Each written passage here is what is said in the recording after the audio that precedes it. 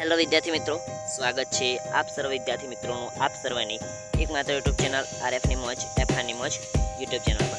જેના પર પહેલી વાર પધાર્યા હોય તો એક જ વિનંતી, વિડીયોને લાઇક શેર નહીં કરો તો ચાલશે, પરંતુ વિડીયો પૂરેપૂરો જોઈ લેજો. ધોરણ 7 સામાજિક વિજ્ઞાન પાઠ નંબર 4 મધ્યયુગીન સ્થાપત્યો, શહેરો, વેપારી અને કારીગરો સંપૂર્ણ સ્વાધ્યાયનું સોલ્યુશન કરવાના છીએ. Late start. વિડીયો શરૂ કરીશું. જોઈ લઈએ મિત્રો, આની પીડીએફ મેળવી શકો છો આપણા વોટ્સઅપ ગ્રુપ, ટેલિગ્રામ ગ્રુપ, જેની લિંક નીચે ડિસ્ક્રિપ્શન અંદર આપેલી છે. એના સિવાય મિત્રો તમે પીડીએફ ડાઉનલોડ લિંક પરથી પણ મેળવી શકો છો, જેની લિંક નીચે ડિસ્ક્રિપ્શન અંદર પીડીએફ ડાઉનલોડ લિંક એવું લખેલું હશે, ત્યાંથી ક્લિક કરીને મેળવી શકો છો. પ્રશ્ન નંબર 1, નીચે આપેલ વિકલ્પોમાંથી સાચો વિકલ્પ શોધીને સાચો ઉત્તર લખો. પહેલું, દિલ્હી સલ્તનત આ સમયગાળામાં મસ્જિદ, મકબરા અને રોજા એમ 3 સ્થાપત્યની ખાલી જગ્યા શૈલી પ્રમુખ હતી. તો આરબ. આગળ જોઈએ, આગ્રા ખાલી જગ્યા બાગ, કાશ્મીર ખાલી જગ્યા બાગ. તો જવાબ આપશે આગ્રાની અંદર આરામબાગ અને આગ્રાની અંદર નિશાન અને કાશ્મીરની અંદર આરામ. ઓકે, આગળ ત્રીજું, મુંબઈ. તેના અંદર જવાબ આપશે રાજેશ્વર મંદિર અને બી તાજોર એલિફેન્ટાની ગુફા. ઓકે,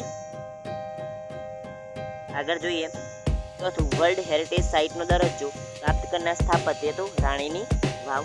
આગળ જોઈએ, પાંચમું, બારીઓમાં વિશિષ્ટ પ્રકારની જાળીઓની કોતરણી ધરાવનાર તો સીદી સૈયદની જાળી. આગળ પ્રશ્ન નંબર 2 જોઈએ, નીચેના પ્રશ્નના ટૂંકમાં ઉત્તર આપો. પહેલું, સ્થાપત્ય એટલે શું? તો સ્થાપત્ય એટલે શિલ્પશાસ્ત્ર શબ્દ પણ વપરાય છે. સ્થાપત્યનો સરળ અર્થ બાંધકામ એવો થાય છે: મકાન, નગર, કુવાઓ, કિલ્લાઓ, મિનારાઓ, સ્મારકો, સ્તંભો, મંદિરો, મસ્જિદો, મકબરાઓ, વાવ વગેરે બાંધકામને સ્થાપત્ય કહે છે. બીજું, રાજસ્થાનની કઈ શૈલીઓ વિશ્વવિખ્યાત હતી? તો મેવાડ, જયપુર, મારવાડ, કોટા વગેરે શૈલીઓ. આગળ ત્રીજું, હમ્પીને કઈ બાબતો દ્વારા હુન્નર કલા તથા વેપાર વાણિજ્યનું કેન્દ્ર ગણી શકાય? તો જવાબ આવશે પહેલું, વિજયનગરના સામ્રાજ્યના પાટનગર શહેર હમ્પીમાંથી સુતરાઉ કાપડ, રેશમી કાપડ અને મસાલા સહિતની ચીજ વસ્તુઓની યુરોપના દેશોમાં નિકાસ થતી હતી. બીજું, હમ્પીમાં 3 પ્રકારના સોનાના સિક્કાઓ મળી આવ્યા છે. ચોથું, મુગલ યુગના સ્થાપત્ય કલાના નામ લખો. તો મુગલ યુગની સ્થાપત્યના નામ નીચે પ્રમાણે છે. પહેલું, મુગલકાલીન સ્થાપત્યના શ્રેષ્ઠ નમૂના દિલ્હીમાં આવેલો હુમાયુનો મકબરો નજીક કબર. બીજું, મુગલ સમ્રાટ અકબરે આગ્રામાં બંધાવેલ વિશાળ કિલ્લો. ત્રીજું, ફતેપુર સિક્કીમાં અકબરે બંધાવેલ બુલંદ દરવાજા બિરબલનો મહેલ, દોધાબાઈનો મહેલ. પંચમહલ, શેખ સલીમ ચિશ્તીનો મકબરો, જામા મસ્જિદ વગેરે મુખ્ય છે. ચોથું, શેરશાહનો સાસારામનો મકબરો. પાંચમું, મુગલ સ્થાપત્ય કલાના સર્વોચ્ચ શિખર શાહજહાએ આગ્રામાં યમુના નદીના કિનારે આવેલ તાજમહેલ. છઠ્ઠું, શાહજહાએ દિલ્હીમાં બંધાવેલ સુપ્રસિદ્ધ લાલ કિલ્લો. આ કિલ્લામાં તેણે દીવાન એ ખાસ અને રંગમહેલ જેવી મનોહર ઇમારતો બંધાવી હતી. આગળ જોઈએ, પ્રશ્ન નંબર 3 છે, વિધાનો સાચા છે કે ખોટા તે જણાવો. તેના અંદર પહેલું, રાણીની વાવ સોલંકી યુગ દરમિયાન બંધાયેલી હતી. તો સાચું છે. બીજું, રાજરાજેશ્વર મંદિર શીખ સંપ્રદાયનું શ્રેષ્ઠતમ સ્થાપત્ય છે. ખોટું છે. ત્રીજું, ઉપરકોટનું મૂળ નામ બિલ્વદુર્ગ હતું. ખોટું. ચોથું, દુનિયામાં એક જ જગ્યાએ પહાડ પર સૌથી વધારે મંદિર હોય તેવું સ્થળ એટલે પાવાપુરી. તો સાચું છે. પાંચમું, ગુજરાતમાં કચ્છ અને કાઠિયાવાડમાં પાળિયાઓની પરંપરા આજે પણ જીવંત છે. તો ખોટું. આગળ પ્રશ્ન નંબર 4, ટૂંક નોટ લખો. પાળિયા. તો ગુજરાતના સ્થાપત્યોમાં પાળિયાનું એક વિશિષ્ટ સ્થાન છે. તે ગુજરાતનું અજોડ સ્થાપત્ય છે.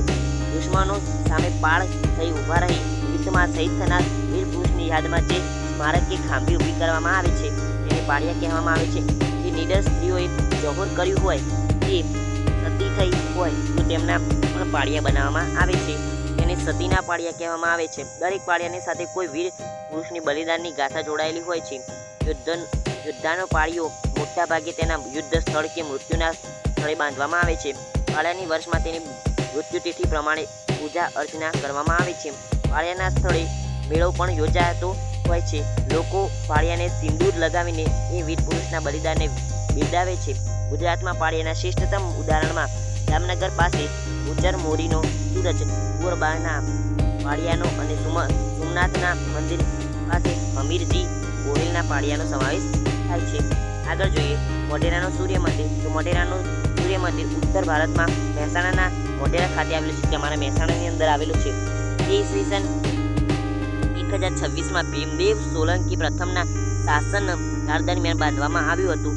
આ મંદિરનું પ્રવેશ દ્વાર પૂર્વ દિશામાં છે, તેથી વહેલી સવારે સૂર્ય ઉગે ત્યારે તેના કિરણો સીધા ગર્ભગૃહમાં પ્રવેશીને સૂર્ય પ્રતિમાના મુગટની મધ્યમાં રહેલ મણિ પર પડતા સમગ્ર મંદિર પ્રકાશપુંજથી ઝળહળી ઉઠતું હશે.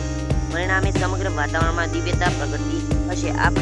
આ મંદિરના ગર્ભગૃહની બહાર સૂર્યની બહાર જે વિવિધ મૂર્તિઓ અંકિત થયેલી આજે પણ જોઈ શકાય છે. સૂર્ય મંદિરની બહારના વિશાળ જળકુંડની ચારે દિશાએ નાના નાના કુલ 108 મંદિરો એટલે દેડીઓ આવેલી છે. તેમાં સવાર સાંજ પ્રગટાવવામાં આવતી દીપમાલાને લીધે નયનરમ્ય દ્રશ્ય સર્જાય છે. મોઢેરાનું સૂર્ય મંદિર તેની કલાત્મક સ્થાપત્ય રચના અને શિલ્પ સમૃદ્ધિને કારણે આંતરરાષ્ટ્રીય ખ્યાતિ ધરાવે છે. ત્રીજું, રાણી કી વાવ. તો સોલંકી રાજા ભીમદેવ પ્રથમના રાણી ઉદયમતીએ પાટણ શહેરની પ્રજાને પાણી પૂરું પાડવા માટે વાવ બંધાવી, જે રાણીની વાવ એટલે કે રાણી કી વાવના નામે વિશ્વ પ્રસિદ્ધ છે. આ વાવ શિલ્પ સ્થાપત્યનો અજોડ નમૂનો છે. 7 માળની રાણીની વાવ એક અજાયબી સમાન છે. વાવના 7 માળના દરેક પથ્થર ઉપર બારીક અને સુંદર નકશીકામ થયેલું છે. વાવના 7 ઝરૂકા છે. દરેક ઝરૂકામાં વિષ્ણુ ભગવાન વિરાજમાન થયેલ જોઈ શકાય છે. વાવમાં ભગવાન દશાવતારની સુંદર મૂર્તિ છે. આ ઉપરાંત અનેક દેવી દેવતાઓ, અપ્સરાઓ અને સામાજિક જીવનના દ્રશ્યોને પથ્થર પર કંડારવામાં આવેલ છે. ખરેખર રાણીની વાવ અને એ પથ્થરોમાં કંડારેલું માનવ સૌંદર્યનું મહાકાવ્ય છે. ઈસવીસન 2014માં યુનેસ્કોએ રાણીની વાવ એટલે કે Rani ki વાવને world heritage site વૈશ્વિક વારસાનું સ્થળનો દરજ્જો આપ્યો છે. આગળ જોઈએ મુગલ સ્થાપત્ય. તો મુગલ સ્થાપત્ય કલા વિશેષ પ્રકારની હતી. પહેલું, દિલ્હીમાં આવેલું હુમાયુનો મકબરો એટલે કે કબર મુગલકાલીન સ્થાપત્યનો સર્વશ્રેષ્ઠ નમૂનો છે. બીજું, મુગલ બાદશાહ અકબરે આગ્રામાં વિશાળ કિલ્લો બતાવ્યો હતો. તેણે આગ્રાથી 36 કિલોમીટર દૂર ફતેહપુર સિક્કી નગર વસાવી તેમાં બુલંદ દરવાજો, બિરબલનો મહેલ, જોધાબાઈનો મહેલ, પંચમહલ, શેખ સલીમ ચિશ્તી મકબરો, જામી મસ્જિદ જેવા બાંધકામો કરાવ્યા હતા. આગળ ત્રીજું, શહેરશાહનો સાસારામનો મકબરો એ નોંધપાત્ર મુગલકાલીન સ્થાપત્ય છે. ચોથું, ઈસવીસન 1630માં અવસાન પામેલી પોતાની બેગમ મુમતાઝ મહેલની યાદમાં શાહજહાએ આગ્રામાં યમુના નદીના કિનારે ભવ્ય તાજમહેલ બંધાવ્યો હતો. દુનિયાના અદ્વિતીય મકબરાઓમાંથી તેની ગણના થાય છે. તાજમહેલ વિશ્વની 7 અજાયબીઓ પૈકીની એક છે. એ મુગલ સ્થાપત્યનું ઉત્કૃષ્ટ સર્જન છે. અદ્ભુત સૌંદર્ય ધરાવતો તાજમહેલ મુગલ સ્થાપત્ય કલાના વારસાનું ગૌરવ છે. તે દેશ વિદેશના પ્રવાસીઓના અનહદ આકર્ષણનું કેન્દ્ર છે. પાંચમું, શાહજહાએ દિલ્હીમાં ઈસવીસન 1638માં લાલ કિલ્લો બંધાવ્યો હતો. મુગલ શૈલીમાં બનેલ આ કિલ્લામાં લાલ પથ્થરનો ઉપયોગ થયેલ છે. શાહજહાએ આ કિલ્લાની અંદર પોતાના નામ પરથી શાહજહાનાબાદ નામનું નગર વસાવ્યું હતું. તેમાં તેણે દીવાન એ ખાસ રંગ મહેલ, મુમતાજનો શીશ મહેલ વગેરે મનોહર ઇમારતો બંધાવી હતી.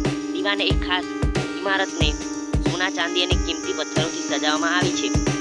શાહજહાએ દીવાન એ ખાસમાં બેસવા માટે સોનાનું કલાત્મક મયુરાસન બનાવડાવ્યું હતું. આગળ દિલ્હીનો લાલ કિલ્લો મુગલ સ્થાપત્ય કલાની અદ્ભુત અને ઉત્કૃષ્ટ ઇમારત છે. દર વર્ષે 15 ઓગસ્ટના રાષ્ટ્રીય તહેવારના દિવસે ભારત સરકાર તરફથી લાલ કિલ્લા પરથી ધ્વજવંદન કરવામાં આવે છે. છઠ્ઠું, ઔરંગઝેબે પોતાની પત્નીની યાદમાં ઔરંગાબાદ રાજ્યા દૌરાનનો મકબરો બનાવ્યો હતો, જે તાજમહેલ જેટલો જ કલાત્મક છે. તો મિત્રો, આની સાથે આપણો વિડીયો સમાપ્ત થાય છે. આના પછીના નેક્સ્ટ વિડીયો પણ તમને મળતા રહેશે. ચેનલને સબસ્ક્રાઈબ કરી દેજો. બધા જ આખી ચોપડીનું સ્વાધ્યાય સોલ્યુશન કરવાના છે. આપણી ચેનલ પર તમને ફ્રીની અંદર પ્રોવાઈડ કરી આપવામાં આવશે, PDF અને વિડીયો બંને. ઓકે, તો જોતા રહો આપણી ચેનલ. જય હિન્દ, જય ભારત.